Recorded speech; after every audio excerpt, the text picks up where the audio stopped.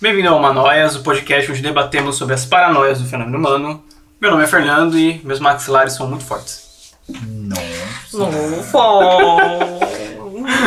Roubou minha frase. Sério? Por que será que a gente pensa igual? Por que será? Meu nome é Juliana e também temos maxilares muito fortes. Eu acho que a gente tá atrapalhando. Eu tô me sentindo aqui meio terceira roda, né? Meu nome é Rafael e eu não tenho medo de dentista. Olha! Eu sou a Érica e eu sou a dentista, no caso. Alguns me chamam de sádico, né? Mas Eu acho que você pode falar pra gente se tem motivo ou não pra ter medo de dentista. Tem. Claramente tem. Posso falar de uma experiência minha? Claro. Que foi tortura? Porque eu falei, tava cansado. O cara, eu fui tirar... Que tipo de dentista que você foi? Vamos começar por aí. Aquele de presídio. Aqueles indianos da rua, né? Tá. Não, eu tava com uma cárie que era... Isso faz tempo, tava quase na raiz aí que você precisaria fazer um... Canal. Isso, fazer um canal. Então o cara falou, não vai precisar, tá ali embaixo, mas não vai precisar. E aí... Ele colocou anestesia e eu tenho um problema meu, que remédios ou anestesia demora mais do que esperado pra fazer efeito. O cara colocou a anestesia lá e ele, você tá sentindo, mano? Eu tô. Você tá sentindo? Eu tô. Passou, tipo, quase uma hora, tipo, uns 30, 40 minutos eu parado assim, a anestesia não chegou, ele colocando mais, o bagulho não ia. Eu falei, mano, eu segurei na cadeira, eu falei, vai. Você é doido. E aí ele começou a ir, minha cabeça tremia sozinha, de dor. Aí terminou. Você morreu? Aí terminou. Você acordou no paraíso. Juro por Deus, meu corpo suave, meu corpo tava mole, de dor que eu senti. Ele falou, mano, você quer que eu vai logo, tipo, o bagulho não funciona. E aí acabou, eu saí, ele falou, vai lá na... Acho que tinha tirado siso também, uma coisa assim. Vai lá comprar tal remédio lá na farmácia. Aí quando eu tava indo na farmácia, minha língua ficou mole, minha cara ficou mole. Aí eu cheguei na moça, nossa, me dá uma, mano. Tipo, deu efeito 1h30 depois. E aí eu tenho medo, sério. Aí eu falei, cara, não tem como ficar uma hora esperando. Nossa, já não quero te atender. Eu te anestesia uma hora Mas eu e meia. Tem que deixar ela falar, vem anestesiado já. Não, mas eu sou paciente que vai com dor mesmo, não tem problema, a gente vai e finaliza o trabalho. Não, gente, a anestesia tá aí pra isso. O que é isso, gente? Não funciona comigo, infelizmente. E com você? Por que você não tem dor de dente? Não foi que não funcionou, foi porque você não foi paciente. Porque eu fui paciente. Porque justamente por causa disso, porque as minhas dentistas aí foram muito calmas nesse sentido. Tipo, olha, espera, ela cutucava lá até eu falar, não tô sentindo nada. Aí quando eu falava, não tô sentindo nada, ela tava quase metendo a broca lá, eu falando, não tô sentindo nada, então vai. Tá aí, uma pergunta. Você vai no dentista desde quantos anos? Nossa, eu vou desde muito cedo. Cara, eu acho que eu vou desde que meus dentes começaram a nascer. E você? Minha saúde bucal sempre foi bem negligente. Aí, ó. Você viu por que a gente tem que fazer um trabalho com as crianças? Né? Então, assim, a gente fala a consulta de condicionamento. E eu não atendo criança. Porque o meu problema não são as crianças, são os pais. Eu não tenho paciência com os pais. Sim. Eu sei. Entendeu? Então, assim...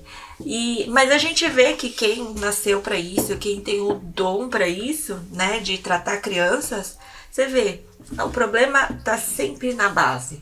Você acostumou com o dentista desde que você era novo, então aqui você já sabe o que esperar. E você trabalha na prevenção, né, do que remediar. Quando você trabalha no remediar, é que o negócio já tá muito agudo, muito crônico. Imagina tratar isso, né, então... Pois é, pode culpar seus pais. Mais uma coisa na sua vida. Meus dentes poderiam ser mais bonitos. Mas isso é exatamente, no meu caso é o contrário. Minha avó tinha uma saúde bucal muito ruim. A minha mãe, consequentemente, teve uma saúde bucal muito ruim. E a boca dela é completamente zoada até hoje, assim, é muito difícil tratar, não tem osso, assim, é complicadíssimo os casos dela. E aí, por conta disso, desde criança, desde nasceu o dentinho, dentista, escovar os dentes, me acordar com sono, escovar comigo dormindo. E realmente, assim, eu vou pro dentista muito tranquilamente. E todo dentista que pega meu dente fala, nossa, que saúde bucal impecável. Eu me ferrei um pouco com o dentista porque eu tinha refluxo. E aí, tipo, o esmalte do dente cagou tudo por causa da acidez. Então foi um bagulho que eu tive que, tipo, tratar bastante. Que foi? Não, lembrando de época de dentista. Tipo, o dentista que ele fala, quando era bem criancinha, ele falava assim, ó, se você sentir dor, você levanta a mão. Aí eu falei, tá bom. Aí ele... O maluco levantando as pernas. Aí eu nem lembro se tinha carga que era. Aí ele tava fazendo alguma coisa lá, aí eu sentia a dor, aí eu só segurava minha mão e levantava o pé. Aí eu, tipo, aí ele via, aí ele falava, não, tudo bem, então se sentir dor, você levanta o pé. Aí você levanta a mão. A criança é claramente disléxica. Entendi. Desde sempre. Nunca bati bem. Mas assim que é bom, né? Ai, gente, não, mas assim, dentista não é legal de ir, realmente, né? A gente só vai procurar na dor. É que, sei lá, é a mesma lógica que eu tenho pra médico, que tipo, quando tô passando mal, vou no pronto-socorro, eu falo, cara, o que eu preciso tomar? Tem injeção? Me dá. Acabou, eu vou pra casa, tudo. Pra mim com o dentista é o mesmo esquema. Eu tô precisando, o que precisa fazer? Tá bom, faz agora mesmo, se eu tiver que me dopar aqui, faz, e eu vou pra casa e resolveu, sabe? Eu gosto de resolver as coisas rápido. Mas aí que tá, né? Tem certas coisas que não tem muita resolução rápida. Falando nisso, a ideia que a gente tinha pra conversar hoje... E aí Ela joga isso pra buscar depois, né? Qual que é a paranoia de hoje que a gente tá podia esquecer A dessa? paranoia de hoje é DTM. O que é isso? Essa dor. Tem gente que tem, todo mundo vai ter, ninguém vai ter. Aumentou, não aumentou? Vamos conversar um pouquinho sobre o que, Hoje que no é Globo isso. Repórter. O que como detém? Onde mora? Hoje é a questão do momento, né? Primeiro que ninguém sabe diferenciar DTM e bruxismo. Fica todo num bolo só. E né? é a mesma coisa? A verdade é que nem os dentistas sabem direito diagnosticar, né? A DTM é uma disfunção temporomandibular. Então a gente tem uma articulação chamada articulação temporomandibular que fica bem aqui no nosso ouvido. Por que que o dentista é que trata? Porque ele é o eixo da nossa boca, dos nossos dentes. Então assim, nossa, por que dói aqui? Eu vou pro dentista. O que tem a ver com meus dentes? Tudo. Né? Pensa numa engrenagem no eixo. Nosso eixo é a ATM e os dentes são a engrenagem, né? E aí a DTM é uma disfunção nessa ATM. É muito engraçado quando os pacientes viram e falam, eu tenho ATM. Aí eu fico por dentro, nossa, que bom que você tem ATM. Não teria nada. Tipo, quando falam pra gente, eu tenho ansiedade. Mano, que bom. Todo mundo devia ter ansiedade. No caso, Ai, gente, é isso? Mas é uma emoção. Ansiedade Toda a ansiedade ela é um mecanismo adaptado do ser humano. Você precisa disso pra evoluir. Você viu como é bom ser leigo às vezes? Ignorância é uma bênção. Eu também acho. Então essa é que é a questão, né? Então a DTM é uma disfunção nessa articulação. E essa disfunção, infelizmente, ela vem com alguns sintomas, sinais, sintomas. Muita gente tem a ATM compensada, né? Se você fazer uma análise do seu corpo, você é meio torta, né? Boa. Todo mundo é torto. Cientificamente, você sempre tem uma perna maior que a outra. É mesmo? Sério, todo mundo tem uma perna maior que a outra. O meu lado direito, o meu lado esquerdo inteiro, todos os ossos são um pouquinho mais finos e menores. Mas eu acho que te colocaram num compactador quando você era criança. Né? Mas não, principalmente do quadril. Eu posso explicar. Isso tem a ver com a ATM. Muita gente não vai concordar comigo, né? Mas depois que você trata, quando eu falo que a saúde literalmente começa pela boca, ela começa na boca. Então o que acontece? A articulação, ela se correlaciona com a base óssea do crânio e a posição correta, ela interfere na posição da coluna em relação ao crânio. Então, quem faz anatomia, né? A gente que fez anatomia, a gente... Então, quando você tem o equilíbrio do eixo e da musculatura, o que acontece? Fica retinho. Então, muitas vezes chegam pacientes pra mim que fazem RPG, pilates, fazem toda a reprogramação postural e Diaba 4, desculpa os físios, que eu não sei nada. E a dor para aqui. Nessa região, na cervical. E aquela dor que tinha na lombar some. Por quê? Porque você reprograma o paciente. Você alinha a sua musculatura, alinha a coluna e aí a dor para aqui. Por quê? Para interferir nesse grupo muscular, você precisa equilibrar a sua articulação temporomandibular. Entendeu? Então, muitas vezes, a dor na cervical, que todo paciente... que veio e fala, eu fui lá trocar o travesseiro, o colchão. Então, Isso é um sinal de alerta, né? A sua dor cervical pode estar relacionado com a má posição da sua articulação. Faz todo sentido.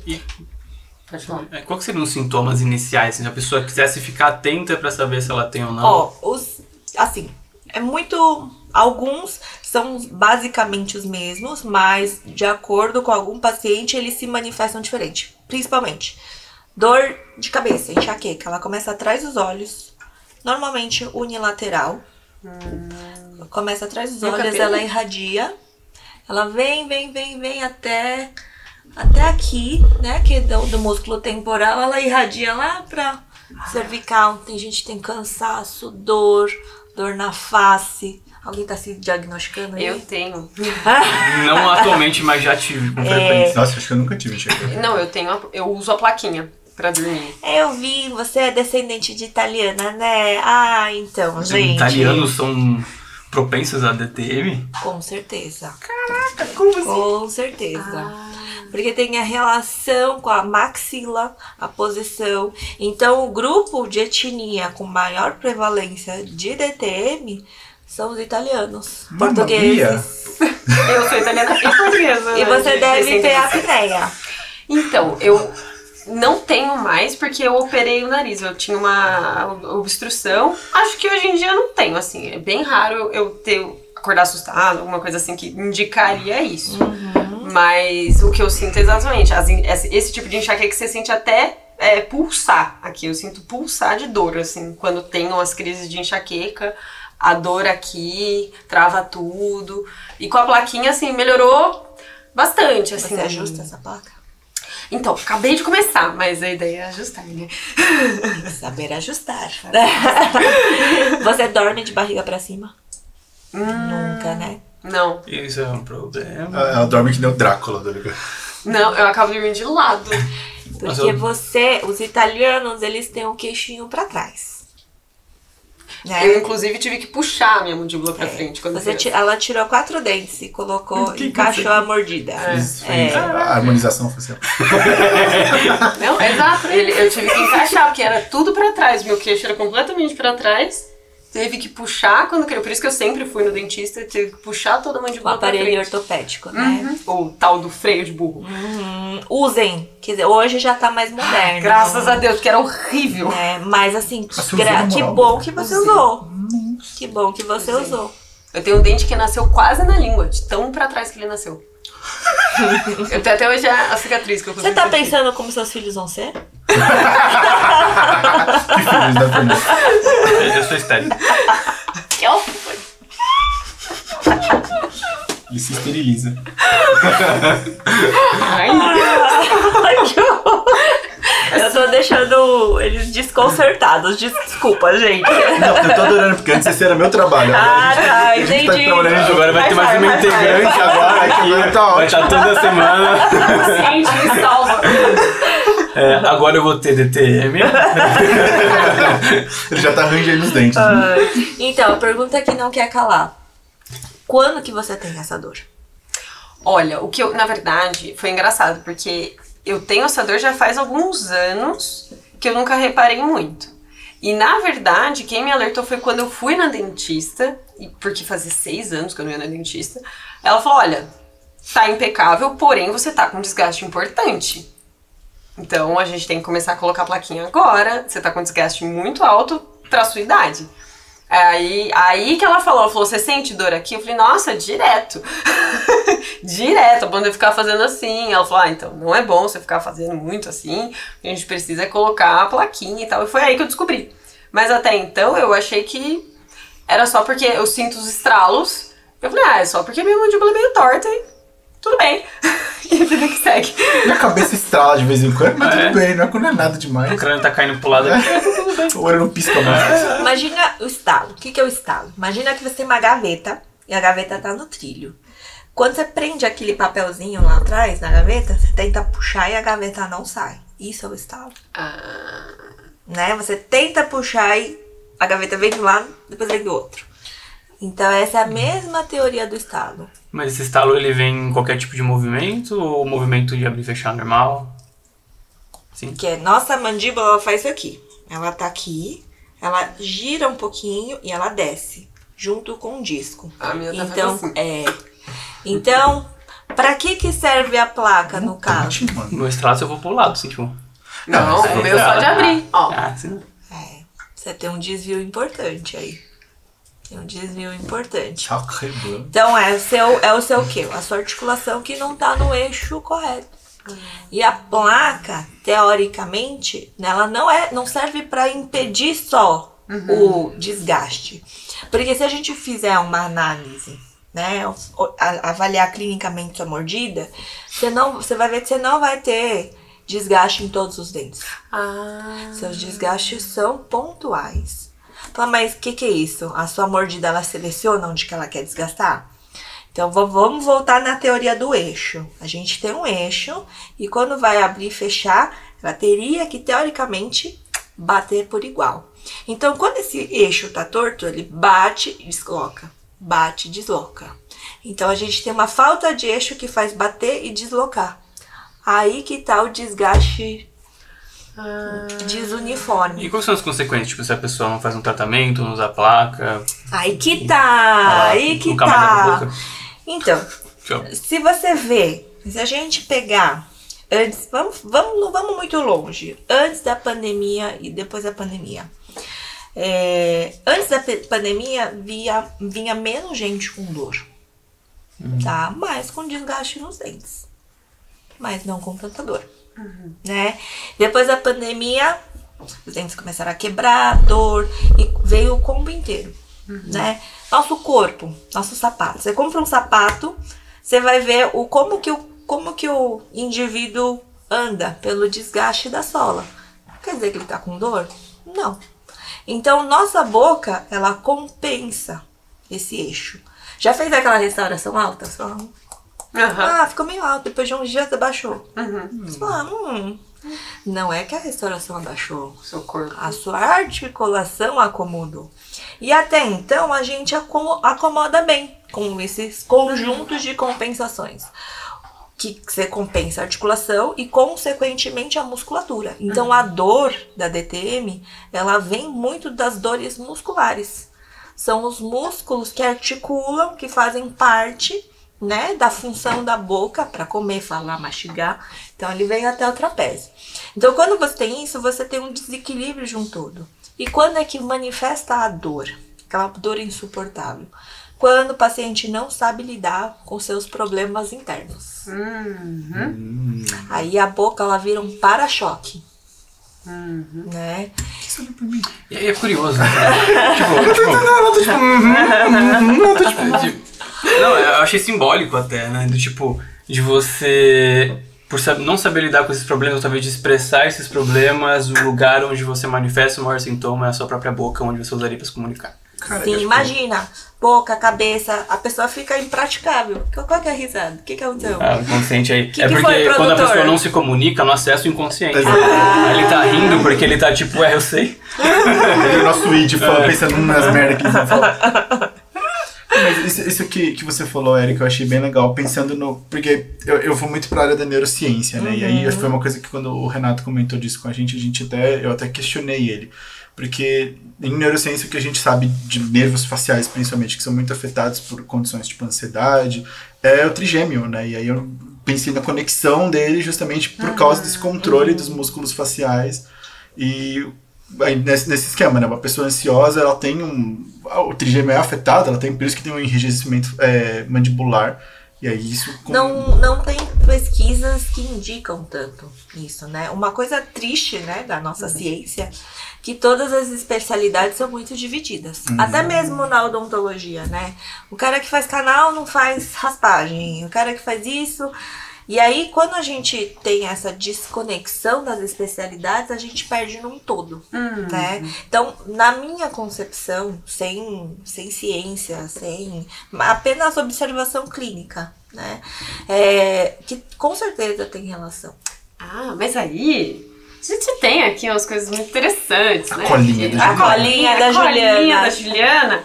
Porque assim, eu fui um pouco atrás para entender um pouquinho mais, e isso é algo que já tem uma associação muito grande, né? Então, entre sintomas ansiosos e depressivos, principalmente, com o surgimento ou a piora da DTM.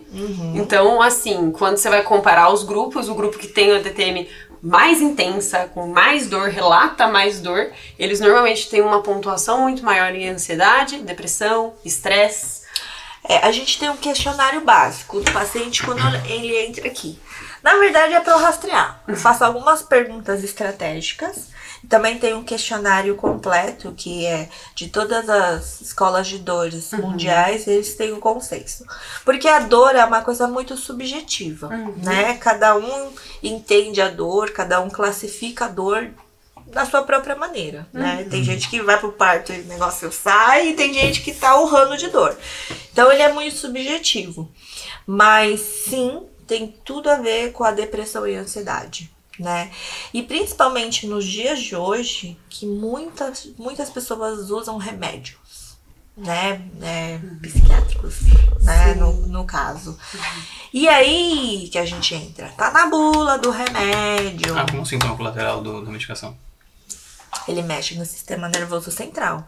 E aí o paciente fica sem controle. Toda vez que eu vejo que um paciente muda a medicação, troca a dose, involuntariamente ele vai lá e ele volta com mais dor. E eu penso muito nos antipsicóticos, né? Que eles têm muitos, eu não vou lembrar o nome, mas que gera tipo tique motor, né? Alteração motora, principalmente de pescoço, face, né? Então, às vezes isso piora muito que o cara tá fazendo um tratamento, mas isso gera toda uma alteração muscular, como ele mexe o rosto, mexe a face, gera tique nervoso.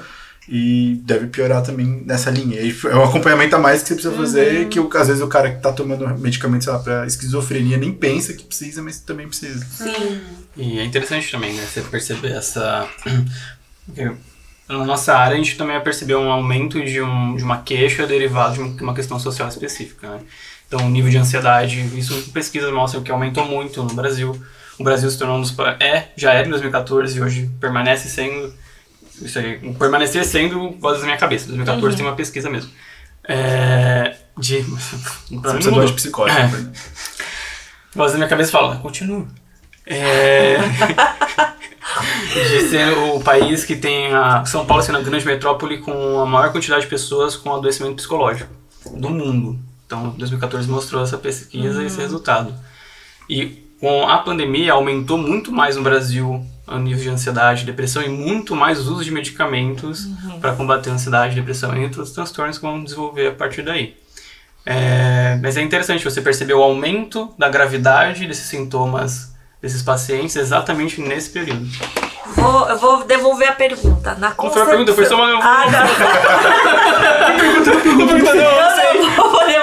A cabeça do Fernando não são tão boas. Na concepção de vocês, isso é uma discussão que a gente tem que fazer e tá cada um no seu cantinho, né?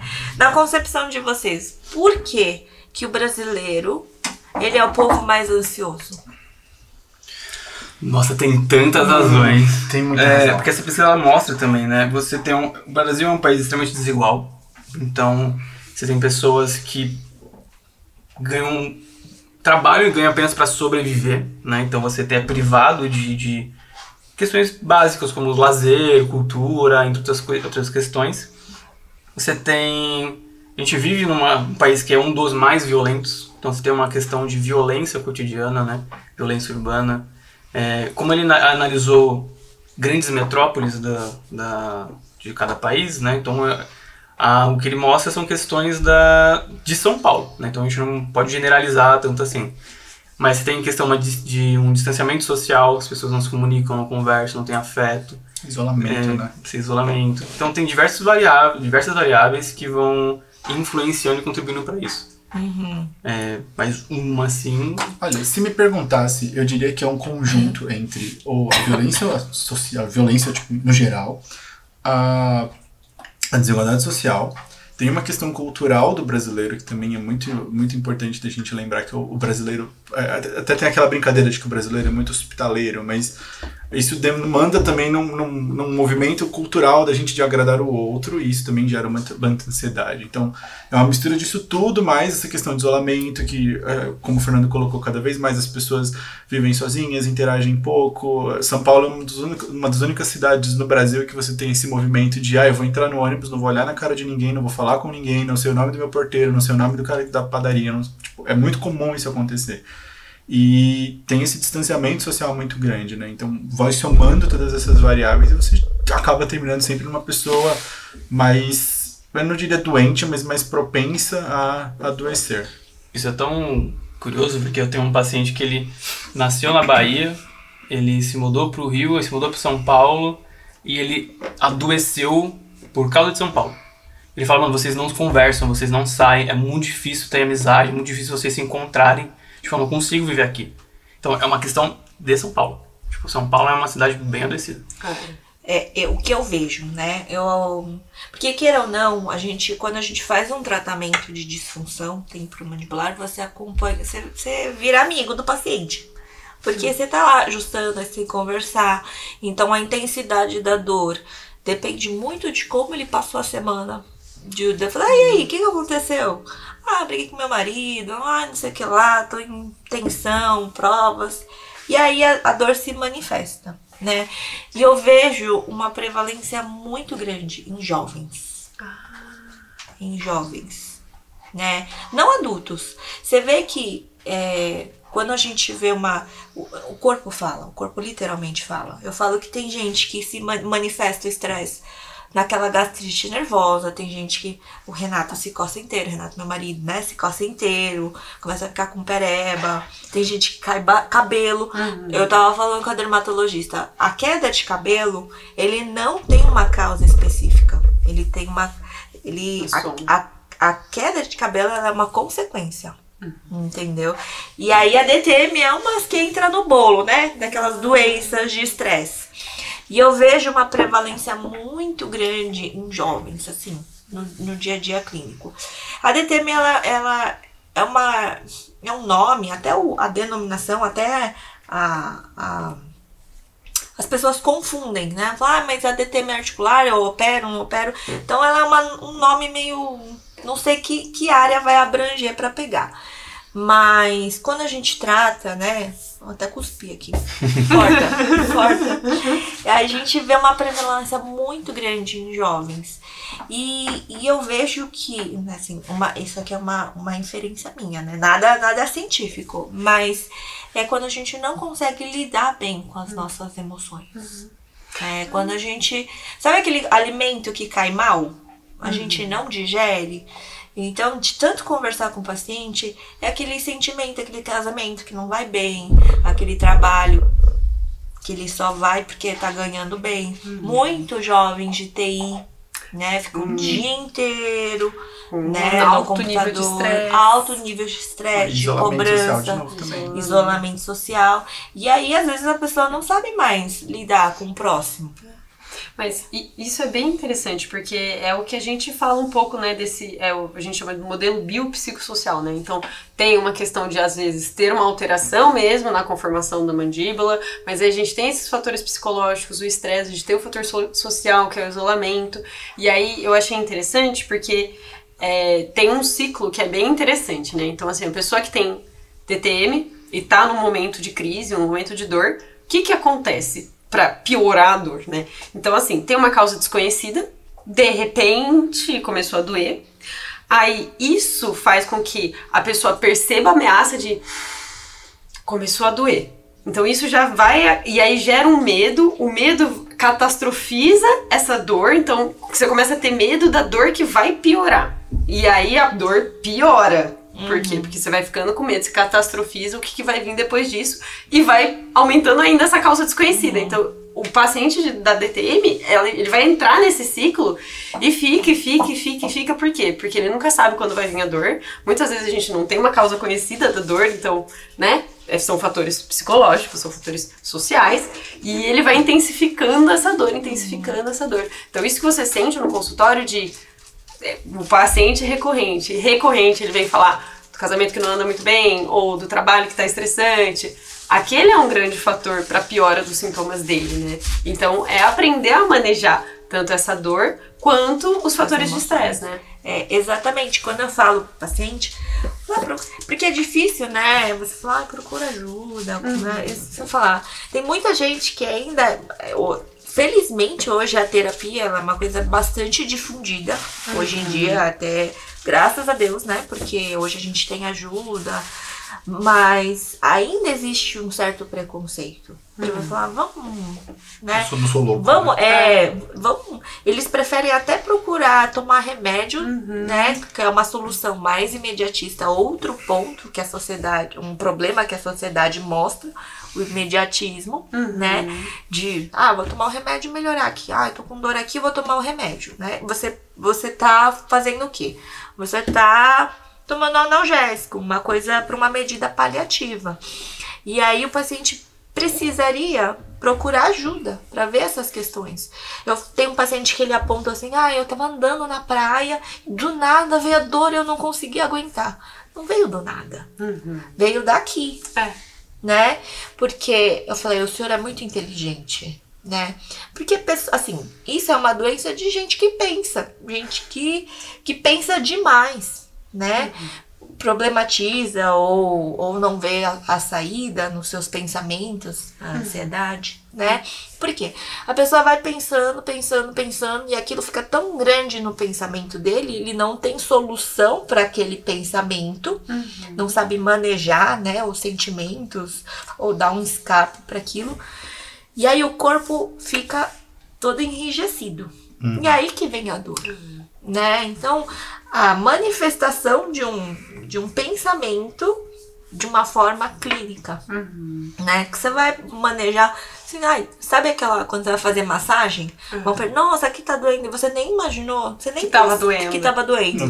Não tava doendo até apertar, né? Exato. Então, é normal a gente ter algumas dores, mas a dor aguda, né, e latente é porque alguma coisa aconteceu para se manifestar dessa maneira. Sim. Né? Mas é muito diferente, porque esse processo é longo, meu, né, com a DTM. E era muito pior. Então era muito pior. Logo no começo da pandemia, um pouquinho antes, que eu tava passando por várias questões ali psicológicas, várias coisas estavam acontecendo, era o momento que era pior, de travar, de não conseguir abrir, de tão forte que ficou. E aí, a partir do momento que foi seguindo, pandemia, me mudei pra cá, pra lá, fui ficando mais tranquila, mais estabilizada na minha vida, a dor foi diminuindo, a ponto de, fazia muito tempo que eu não sentia. Então, quando a dentista falou, olha, você tem um desgaste importante, aí que eu lembrei, falei, é verdade, às vezes eu me pego apertando, assim, então. Então, mas diminuiu bastante. Então, quanto que exatamente esses fatores, quando você vai conseguindo encontrar caminhos para solucionar os problemas mentais que você tá encontrando, vai aliviando muito mais. Eu acho tão legal que eu já vi, não sei, não eram com DTM especificamente, mas eram pacientes com dor crônica, né? E aí tem estudos que mostram que quanto mais suporte social essa pessoa tem, quanto mais bem inserida numa comunidade ela tá, mais participação de família, etc, a percepção de dor dela diminui. Então ela sente menos dor, por ter um ambiente saudável. Mas o que eu tô realmente curioso, Eric, é que você comentou que tipo, é uma dor próxima do ouvido. E eu fiquei pensando assim, como é que é quando o paciente confunde, né, isso com uma coisa da audição e vai, por exemplo, no otorrino. É e aí, tipo, o que acaba acontecendo, né? O encaminhamento acaba sendo errado. O que acontece? Não é natural a dor ser unilateral, ou você ter estalo. Então, fisicamente, você tá torta, né? Vamos dizer assim. A dor, ela é... Quando o paciente está bem equilibrado, ela é bem equilibrada dos dois lados. Então, se você tem uma dor muito forte unilateral, você já acende o alerta, tá? Porque a nossa questão física, né? Nossos pensamentos, nosso emocional só é um potencializador daquilo que fisicamente não tá muito bem, né? E aí a gente recebe o paciente encaminhado no neurologista, porque o paciente tem uma dor tão intensa que muitas vezes ele acha que tá com tumor na cabeça. Você joga no Google, tudo é tumor, né? Tudo é câncer. Ou infarto. Aí aquele paciente que já tem uma predisposição para ser ansiedade, pronto. Ficou com mais dor. Tô com aneurisma. Vou morrer amanhã. Aí ele vem do otorrino, né? O que tá acontecendo aqui? Não, eu sou vida. Esse é o exemplo. Porque me veio memórias. Eu lembro dele mesmo pesquisando quando tava com dor de cabeça, assim. Não, eu sou bem tranquilo com essas coisas. Ele As é. pessoas surtando do meu lado. Tipo, não, uma vez meu irmão, eu tô tendo um ataque cardíaco, eu fui dar risada na cara dele. Ai, tadinho. Desculpa, Daniel, mas assim, né? E aí vem encaminhado do neuro, do otorrino, porque são estruturas, né, anatômicas muito próximas do ouvido. Tem gente que tem dor nos olhos, então acha que é alguma coisa no olho. Então são desses 3 especialistas. Principalmente, né? Porque a informação, felizmente, hoje ela tá mais difundida. Mas ainda tem um erro de diagnóstico por parte, principalmente, dos profissionais de saúde. Era nessa linha que eu queria perguntar, né? Se esses profissionais, né, os otorrinos, oftalmos, eles encaminham. Porque na psicologia a gente vê muito, tipo, cardio, por exemplo, que sempre o caminho normalmente é esse. A pessoa tem uma crise de ansiedade, acha que tá infartando, vai no médico, e aí tem alguns cardiologistas que já agora falam, não, você precisa de um psicólogo, não aconteceu nada. Mas tem outros que, não, vamos fazer uma bateria de exame gigantesca, vamos gastar uma puta grana, vamos perder um monte de tempo pra virar e falar, você não tem nada, é só... Se acalma aí, vive com menos estresse, como se estresse fosse uma malinha que você tira. Assim, tranquilo, agora eu tô menos estressado. Então, mas aí que entra, né, as intervenções da psicologia, o quanto que é legal, né? A gente tem sim um treino de resiliência, a gente tem técnicas de mindfulness, que é um tipo de meditação para estar centrada, para conseguir entrar em contato com o momento presente, relaxar um pouco desses pensamentos ansiosos futuros, né? A gente tem treino de... Nossa, tanta coisa que eu vi.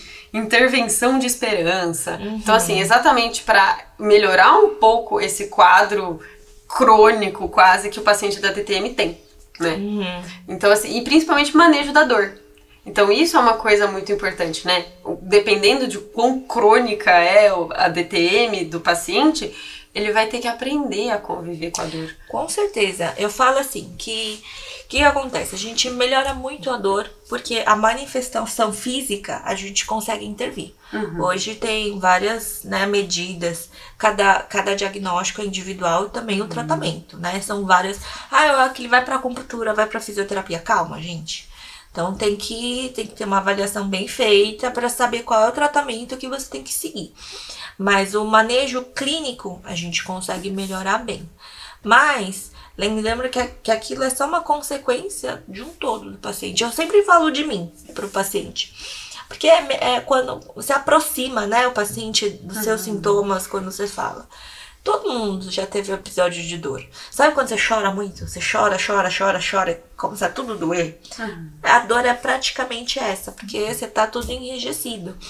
E aí, eu falo pro paciente, você tem que sair disso. Quando você tá no momento de dor, de sofrimento, de estresse, você não enxerga nada além.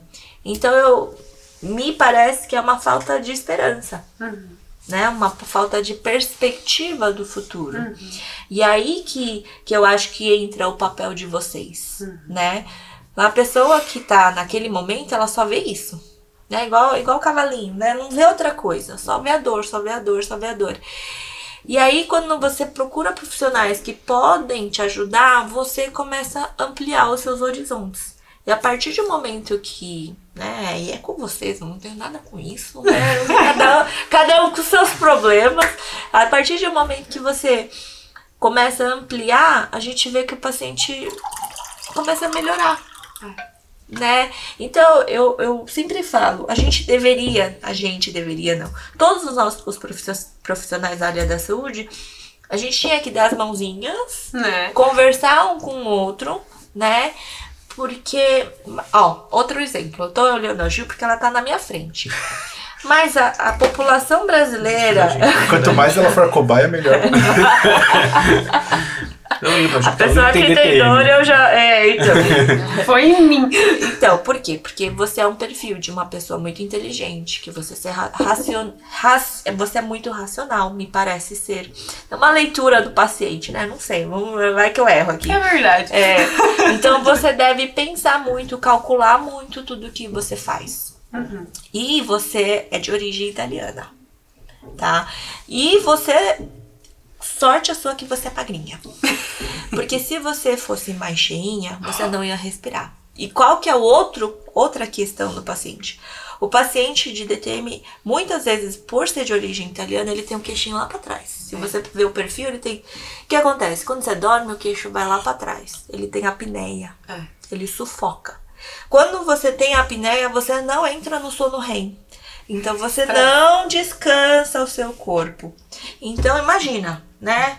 Se já não tá bem durante o dia, já acorda mal. Você não descansa, você tá com aquela questão, você não reseta o seu corpo para recomeçar, né? Então, assim, quando a gente olha o problema só por uma perspectiva, a gente tá perdendo muito com isso, né? Sim. O cardiologista que só olha pro coração, mas por que seu coração tá acelerado? Tá acelerado porque viu o rapaz lindo, maravilhoso, pulso. Não é porque é uma questão física. É algo que ele pensou, sentiu e começou a bater mais forte, né? Então, o que eu vejo que os profissionais estão olhando muito, né, para aquele órgão em si e não se conectam com os outros, né? Então, a ideia... né? A ideia de falar de saúde emocional é justamente isso, né? Como a gente pode se ajudar. E eu achei bem legal essa fala de, tipo, da esperança, né? Porque os tratamentos em psicologia que funcionam mais tanto para pacientes com dor crônica quanto para pacientes terminais, até em termos de cuidado paliativo, é da psicologia positiva, que é justamente essa técnica de não reconhecer, não focar no negativo, né? Tentar focar nas coisas boas que estão acontecendo no seu momento de vida, no que você tem a agradecer, né? É um bagulho que pode ser muito desvirtuado pra linha meio coach, mas a técnica em si da psicologia... Exato. Tipo, dá pra ser distorcido, mas a técnica... Piada interna não, gente. Vamos abrir o jogo aqui. A gente tem uma certa dificuldade com a ideia do coach, né? Porque o coach, o que ele faz muitas vezes? Ele pega técnicas de diversas vertentes da psicologia e aplica indiscriminadamente, sendo que não é bem assim. Então, essa é a zoeira. Pensa assim, se alguém vê no YouTube um tutorial de como fazer um canal, ele sabe fazer um canal? Não sei. Tipo, se ele vê alguém colocando os instrumentos lá, não sabe. Não. Ele só viu um vídeo, ele não tem a técnica. O coach é a mesma coisa. Ele é um cara que pega as técnicas da psicologia, mas ele não tem o conhecimento teórico de um psicólogo. Não sabe dar o diagnóstico pra saber aplicar. Um planejamento correto. Assim, então essa é a zoeira. E vocês falando disso, eu acho legal que assim, existem, como a psicologia, né, tem essa vertente da filosofia, é algo legal pra gente falar que a gente divide assim a ideia de bem-estar em duas vertentes, né? O hedonismo e a eudaimonia. Nomes difíceis. Hedonismo... Tem que estudar? Não. Vou explicar. Ela fala latim, mas só ela fala. Não, fica tranquilo. Já pensa na Helena, helenismo, sei lá. Já foi pra Grécia, já. Da onde exatamente saiu, eu não sei. Mas o hedonismo, qual que é a ideia dele? Que ele vai falar que o... Oi? O hedonismo deve ser da Grécia. Sim. Ele vai falar que o bem-estar, ele tá ligado a você buscar o prazer e evitar a dor. Pronto. Então, o bem-estar no hedonismo é isso. Buscar prazer. Aí, né? Exato. Esse é um lado. A eudaimonia, o eudaimonismo, eu não sei se existe assim, mas eu acho que eudaimonia sim. A ideia é que o bem-estar ele vai estar relacionado ao seu sentido de vida e o quanto que e a autorrealização. Então, o quanto que você se encontra realizado na tua própria vida. E isso vai ser um gerador de bem-estar. Então, ele sai um pouco dessa dicotomia de prazer e dor. Por quê? Porque a vida tem dor. Né? Então, assim, a gente existe com a dor, a gente convive com os sentimentos ruins, e aí, então, a gente nunca vai ter o prazer, se a gente for só pela vertente do hedonismo. Então, a ideia da psicologia positiva, ela vai levar muito mais em consideração esse lado da eudaimonia, que é o quê? A gente preencher e ajudar o paciente a encontrar um sentido de propósito, de vida, conseguir encontrar a autorrealização dele. Por quê? Porque os níveis de estresse vão diminuindo. Tipo, aceitar a dor, entender a dor e focar na outra parte, né? No que te dá propósito, não no que te dá propósito. No que te drena, né? No Exato. Que te cansa. Então isso é uma vertente muito legal pra gente trabalhar, é uma vertente que na terapia a gente vai ajudar o paciente exatamente de se reencontrar nesse espaço, né? Então, mesmo com a dor, como é que eu consigo me sentir preenchido? Né? Como é que eu consigo fazer com que a minha vida tenha um sentido? Por quê? Porque aí fica muito mais fácil conviver com essa dor, né? Então a ideia é essa, né? De a gente conseguir se conversar como profissionais para ajudar esse paciente a longo prazo, né? Então é isso. Ele pode vir toda semana, você vai ajustar toda semana, vai melhorar ali a dor momentaneamente, dali 2 dias ele vai ter dor de novo, aí vai esperar na semana seguinte, você ajusta de novo. Então assim, quando a gente vai tratando todo mundo junto, Sim. você tem um bem-estar maior pro paciente. Assim, e o que acontece é que fisicamente a dor vai embora. Só que aquela questão que começou a dor do paciente vai se manifestar em outro lugar. Exato. Sim, entendeu? Como é que você trata um paciente com gastrite nervosa? Você deixa a alimentação. Eu falo, o que eu faço com a placa? Mexer na boca e ajustar a boca. Eu falo que é igual deixar a dieta tinindo. Uma coca fora do lugar, puf. E com gastrite nervosa, às vezes, mesmo com a dieta, né? É muito legal porque é aquele exemplo que você deu do cara que vai no médico e fica procurando tampar buraco. Então, eu tô com dor, vou fazer só o tratamento, mas não vou fazer terapia. Aí, beleza, passa a dor daqui, dali um tempo a ansiedade surge como uma gastrite nervosa. Aí o cara vai no gastro, muda a dieta, começa a tomar remédio, mas ainda assim, teve crise de ansiedade, começou a se sentir ansioso, a gastrite vai atacar. Se conseguir tratar a gastrite, vai ter, sei lá, dor crônica, vai surgir uma fibromialgia da vida. Não, começar a ter ou vai ter taquicardia, exato. É. Tipo, as coisas vão surgindo, né? É o pesadelo da psicossomática. E as coisas, se você não trata o que causa aquilo lá, vai aparecer. Todo o corpo vai começar a dar alguma coisa. Vai ter dor no joelho, vai ter dor no tornozelo, vai ter dor na barriga, vai ter dor em todo lugar. Exatamente. Por isso que eu falo. Quando a gente olha para uma boca, só para uma boca, e não vê a boca da pessoa dentro de um contexto geral, você não vai conseguir tratar. Exato. O seu tratamento só vai empurrar com a barriga para mais para frente. Paliativo, né? Mas eu acho que esse é um conselho que cabe para todos os profissionais da saúde, né? De tipo, quando você olha para o seu paciente, não é para você olhar a sua especialidade, é para você olhar para ele como uma pessoa, como um ser completo, porque eu consigo tratar daquela especialidade, mas às vezes eu preciso, muitas vezes na realidade, eu preciso de um suporte de outros profissionais da saúde, né? E a ideia da saúde é justamente essa. Existem especialistas, mas o foco é tratar o ser humano como uma coisa integral, né? Então não faz sentido isso. Tipo, ele veio pra mim na clínica, meu problema é só o psicológico dele, só a saúde mental. Não, porque todo o resto afeta a saúde mental. Mesma coisa do dentista, né?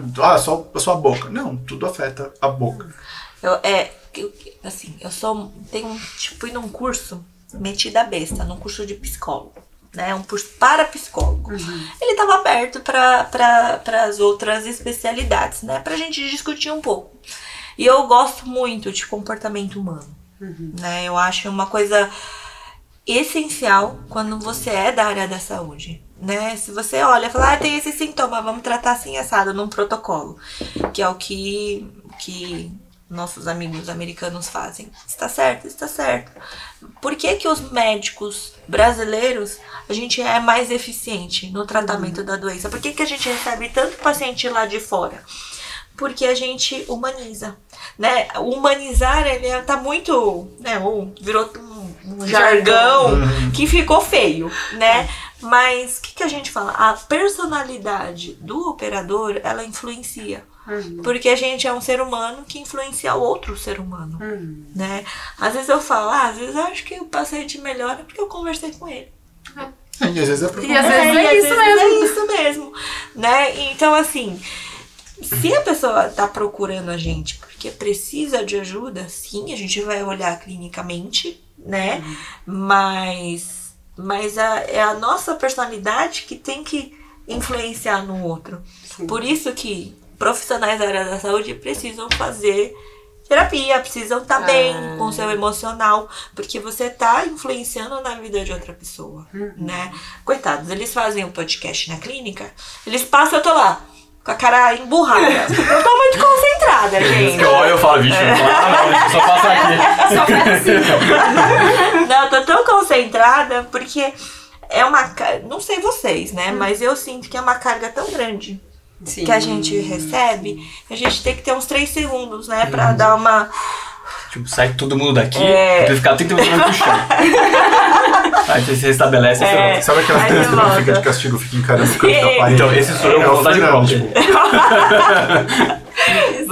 Então, cada um procura o seu meio de extravasar, né? Então... Então, só pra eu... Porque é uma área que eu já não domino e tal, pra ter um resumo de tudo. Fatores de risco é você ser italiano.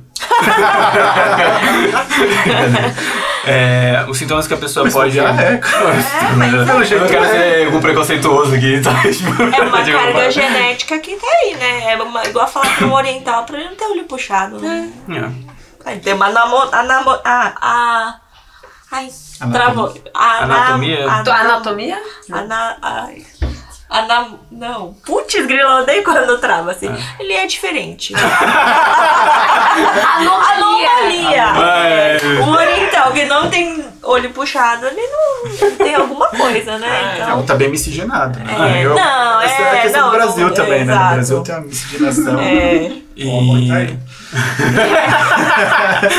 Não, mas eu seria... Nossa, Deus do céu. Então, seriam sintomas que ele sentiria dor, talvez no aquele fundo do olho, assim, na lateral, tem uma tensão. Muita dor de cabeça, descendo aqui, a dor cervical. Então, pessoas que se enquadram com esse tipo... Caramba! Como não ficou tetraplégico agora? São pessoas que...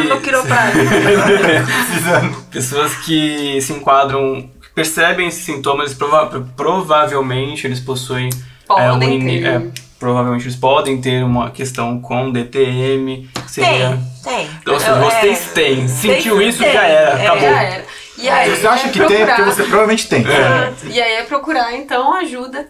E a ideia, na verdade, de hoje, dessa conversinha, era trazer exatamente o quanto que a terapia, ela pode, sim, ajudar numa melhora mais constante, assim, da qualidade de vida. O principal ponto é, tá sentindo esse tipo de dor, não vai no otorrino, vai no dentista. Vem aqui pra clínica. Só deixa de falar sobre o nome da clínica. Ai, gente, não sei fazer merchan, pessoal. Então, a clínica... Não, quem faz essa parte do merchan é meu marido, né? Mas eu falo que o que me deixa feliz como profissional é poder ajudar, né? É aquela questão do propósito de vida, de melhorar a qualidade de vida de alguém. Eu acho que é por isso que a gente faz o que a gente faz, que a gente se sente realizado, né? De proporcionar melhora, né? E é uma coisa muito palpável, muito clínica. Então... Aqui a gente ajuda o paciente fazendo um bom diagnóstico. Falo que não sou só eu, né? A clínica com vários especialistas. E a gente quer colocar mais todo mundo, por isso que vocês estão aqui, né? Esse é o gancho, a deixa de ter realmente um tratamento multidisciplinar. Porque às vezes o paciente ele não tem ideia de como tratar ou quem procurar, né? Então, a clínica... trabalhar com dor e com outras especialidades. Tratar a dor é uma das questões. A gente não deixa de ser clínica. A gente trata a dor, exatamente, né? Não trabalha com dor. Ninguém vai A gente trabalha dor. A gente trabalha com dor. Então, o nome da clínica? A Clínica Gin, meu sobrenome. Os contatos estarão na descrição. Então, problema de DTM. Temos aqui uma excelente profissional. Isso aqui é um papo merchan? É um papo merchan. Foi tudo um acordo aqui interno. Renato tá aqui por trás disso. Tá. Exatamente. Menino. Eita, sintomas de DTM, aqui. Quiser tratar as questões... Achei que vocês iam me avaliar, eu já tava preparada. Mas a gente vai fazer. Já tá marcado. Isso pode ser arranjado. Já tá marcado, tá? Psicopata, né? Ai, Jesus. E as questões emocionais... Se quiserem, se tirem à vontade, estamos disponíveis também. Exato. E a ideia é a gente unir essas duas áreas, né? Então a questão da odontologia com a questão da psicologia. E com muitos outros profissionais que queiram agregar a equipe, a gente precisa, mas que tem essa visão mais integrativa, né, da questão. Acho que saúde tem que ser multidisciplinar, é esse ponto. Certeza. Então é isso. É isso. Então muito obrigada por terem assistido. E nos vemos na próxima, no episódio da Érica, em que a gente vai fazer um teste de personalidade nela. Isso aí. Tchau, gente. Tchau, pessoal.